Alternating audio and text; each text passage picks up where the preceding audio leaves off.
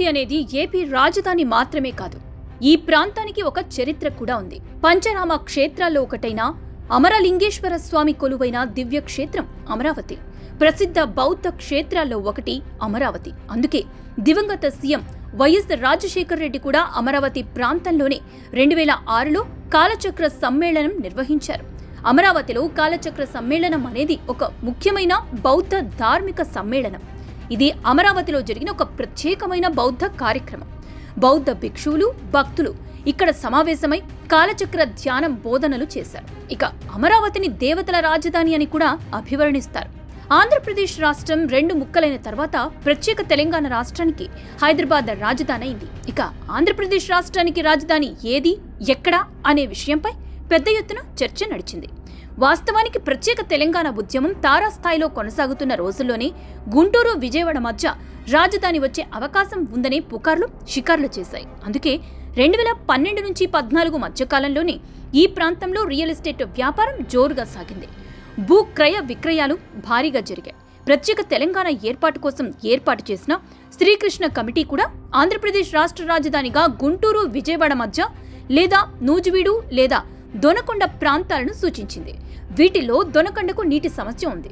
నూజివీడు ప్రాంతం ఖమ్మం జిల్లా సరిహద్దు, మావోయిస్టు ప్రభావిత ప్రాంతం. దీంతో గుంటూరు, విజయవాడ మధ్య అందరికీ అనుకూలంగా ఉంటుందని ఆనాటి ప్రజలు ఏకగ్రీవంగా అంగీకరించారు. అమరావతిని రాజధాని ప్రాంతంగా ఎంపిక చేసినప్పుడు నాటి ప్రతిపక్ష నేత జగన్ కూడా అందుకు అంగీకరించారు. అలాగే రాజధాని నిర్మాణానికి కనీసం 30,000 ఎకరాలు ఉండాలని కూడా ఆనాడు అసెంబ్లీలోనే వ్యాఖ్యానించారు. ఇదంతా 2019 ఎన్నికలకు ముందు. వైసీపీ అధికారంలోకి వస్తే రాజధాని నిర్మాణం ఆగిపోతుందని కూడా 2019 ఎన్నికల సమయంలో చంద్రబాబు హెచ్చరించారు. అయితే వైసీపీ నేతలు మాత్రం తాడేపల్లిలోనే జగన్ ఇల్లు కట్టుకున్నారు కాబట్టి రాజధానిగా అమరావతి కొనసాగుతుంది అంటూ కంటి తుడుపు మాటలు చెప్పారు. కానీ ఎన్నికల్లో గెలిచిన తర్వాత జగన్ తన అసలు స్వరూపం బయటపెట్టారు. మేకవన్నె పులి అనే మాటకు అసలైన ప్రతిరూపం తనే అని రుజువు చేశాడు. అమరావతిపై విషం చిమ్మారు. దేశంలో ఎక్కడా లేని విధంగా ఏపీకి 3 రాజధానులు ఉంటే తప్పేంటి అంటూ విచిత్రమైన వ్యాఖ్యలు చేశారు. శాసన, న్యాయ, పరిపాలనా రాజధానులుగా అమరావతి, కర్నూలు, విశాఖ ఉంటాయని తుగ్లక్ ప్రతిపాదన చేశారు జగన్. దీనిపై అప్పట్లోనే విమర్శలు వెల్లువెత్తినా కూడా జగన్ ఏమాత్రం వెనకడుగు వేయలేదు.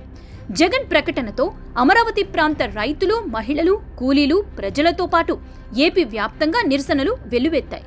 చివరికి జగన్ కూడా పరదాల మాటున తన పర్యటనను కొనసాగించారు. ఈ ప్రభావం ఎన్నికల్లో స్పష్టంగా కనిపించింది. ఉత్తరాంధ్ర ప్రజలు 3 రాజధానుల ప్రతిపాదనను వ్యతిరేకించారు. అందుకే విశాఖ నగరంలోనే కాదు, ఉత్తరాంధ్ర మొత్తం మీద వైసీపీకి వచ్చినవి 2 అసెంబ్లీ సీట్లు మాత్రమే. ఇక న్యాయ రాజధాని ప్రతిపాదనను రాయలసీమ వాసులు వ్యతిరేకించారు. అందుకే కర్నూలు, చిత్తూరు జిల్లాల్లో కలిపి వైసీపీ కేవలం 4 అసెంబ్లీ స్థానాల్లో మాత్రమే గెలిచింది. చివరికి జగన్ సొంత జిల్లా కడపలో కూడా మెజారిటీ కూటమి సర్కార్దే. కూటమి అధికారంలోకి వచ్చిన తర్వాత రాజధాని అమరావతి నిర్మాణ పనులు వేగం అందుకున్నాయి.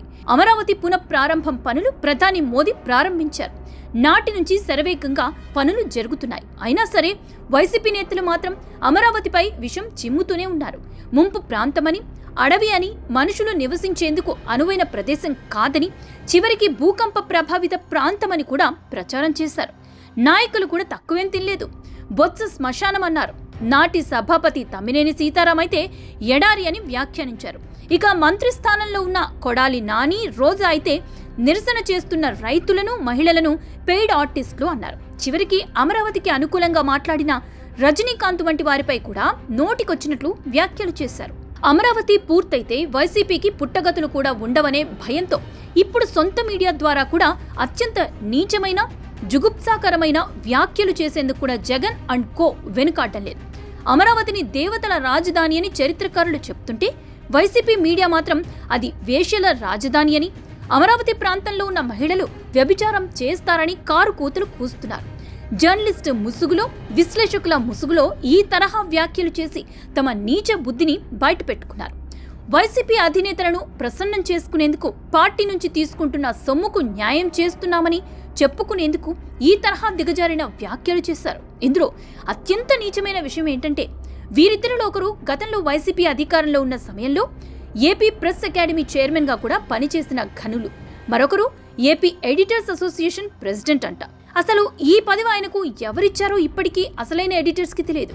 ఎందుకంటే ఎన్నో ఏళ్లుగా పాత్రికేయ వృత్తిలో ఉన్నామని చెప్పుకునే ఈ ఇద్దరు మహిళలకు, చిన్నపిల్లలకు, వృద్ధులకు, విభిన్న ప్రతిభావంతులకు సంబంధించిన వార్తలు రాసేటప్పుడు వ్యాఖ్యలు చేసే సమయంలో పాటించాల్సిన కనీస నియమాలు తెలియకపోవటమే. మైనర్లకు సంబంధించిన ఏవైనా అకృత్యాలు జరిగితే వారి పేరు, వివరాలు ఎట్టి పరిస్థితుల్లో బయట పెట్టకూడదు. అలాగే మహిళల గురించి కించపరిచేలా వ్యాఖ్యలు చేయకూడదు కూడా. కానీ ఈ ఇద్దరు కలిసి వైసీపీ అధికార ఛానల్ సాక్షి మీడియాలో ఓ డిబేట్ నిర్వహించారు. ఇందులో విశ్లేషకునిగా పాల్గొన్న కృష్ణన్ రాజు అమరావతిపైన, మహిళలపైన కూడా అనుచిత వ్యాఖ్యలు చేశారు. ఈ వ్యాఖ్యలపై ఏపీ వ్యాప్తంగా మహిళలతో పాటు అన్ని వర్గాల నుంచి పెద్ద ఎత్తున నిరసనలు వెల్లువెత్తడంతో పాత్రికేయ ముసుగు వేసుకున్న ఈ ఇద్దరు వైసీపీ కార్యకర్తలు కూడా ఒక్కసారిగా కంగు తిన్నారు.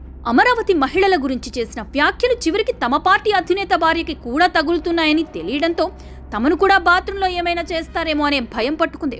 తాడేపల్లి ప్యాలెస్ ఉన్నది కూడా అమరావతి ప్రాంతమని, అంటే ఆ ప్యాలెస్లోని మహిళలు కూడా వ్యభిచారం చేస్తున్నారా అంటూ సోషల్ మీడియాలో పెద్ద ఎత్తున ప్రశ్నలు వెల్లువెత్తాయి.